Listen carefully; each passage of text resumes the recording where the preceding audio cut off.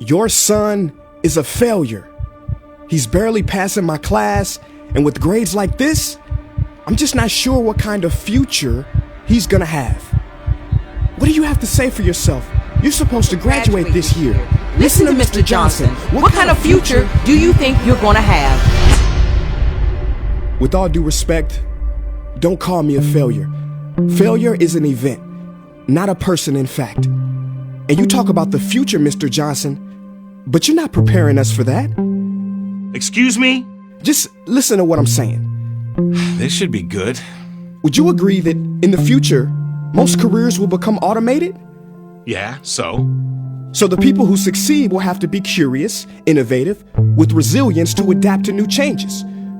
What's your point? My point is, the focus in this school is not on that. It is on regurgitating information and test taking, and that's just real. But in today's world, creativity is the most important leadership skill. Oh, that's how you feel. You don't have to believe me, but maybe you will believe the 1,500 executives who recently said creativity is the most important leadership skill. See, pretty soon, no one will be hired because of what they know. Because who cares what you know or if you've memorized a fact? We've got Google and Siri for that. In the future, people will be hired because of what they can do with their knowledge. Can they creatively solve real-world problems, not just follow instructions or directions and bubble in multiple choice questions? So, Mom, that's why I'm stressed, because these robotic tasks we learn in school should stop.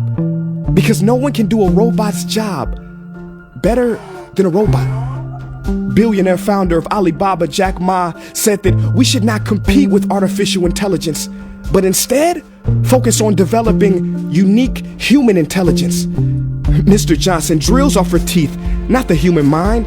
So these repetitive knowledge-based tasks we must leave behind.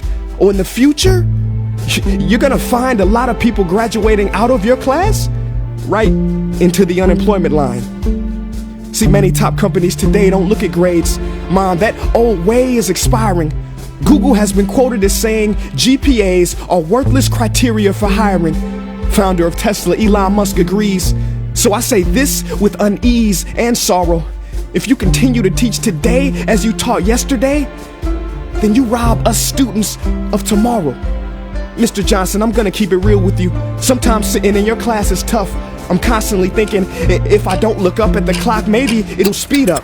So I listen to you do my work and pay attention, feeling like an hour had to have gone by. But it was only 3 minutes. So if you wonder why we're bored in class, look, you want to get a kid to hate reading? Give them this, a school textbook. And some people think it's our fault, and that hurts me. They say you can lead a horse to water, but you can't make him drink. And to that I say no. Firstly, you can put salt in that horse's hay and make him thirsty. And if you bring joy in your classroom, you can make any bad student nerdy, as he or she discovers the beauty of truly learning. Mr. Johnson, I mean no disrespect. You have the most important job on this planet. You build, create, and save lives. But if you really care about my future, like you say, then you have to fully commit and ask yourself honestly, how do I prepare a child for a future that doesn't yet exist? Here's a hint. The answer is not found in this. It's using this and this. See, in the future, we will need more passion and compassion. People with inspired hearts and wisdom to uplift this planet. And Mom, I love you, but can I be real? Go ahead. You want to know one of the biggest factors for childhood success? It's not IQ. It's family meals. And we haven't had one of those in a while. See, I know sometimes you don't feel proud, because I may not be a straight A student, but I'm not stupid. These tests may be 70% of my grade, but they're 0% of my future. But don't worry, I'll pass this class and get through this. But I need you to give me the space I need to be me and live true. Because the best feeling in the world is that your own parents get you. There's a passage in a book called The Prophet by Khalil Gibran. And if you don't mind, I'd love to share it with you.